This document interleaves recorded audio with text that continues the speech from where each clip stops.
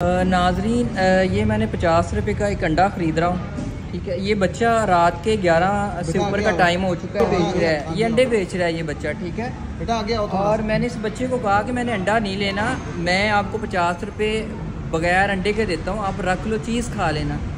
इस बच्चे ने पैसे नहीं लिए। इसकी बच्चे की खुददारी देखें, इसकी ईमानदारी देखें, इसकी गैरत देखें। ठीक है, इसके माँ बाप की तरबियत देखें कि इस बच्चे ने पैसे नहीं लिए मेरे से, मजबूरन मुझे ये अंडा ख़रीदना पड़ा है ना चाहते हुए, और फिर वो बच्चा पैसे एक्सेप्ट कर रहा है। तो ये हमारे लिए एक शर्म का मुकाम है, डूब मरने का मुकाम है कि हमें इस बच्चे से कुछ सीखना चाहिए हमारी कौम को, कि हमारी कौम क्या कर रही है, किस तरफ जा रही है।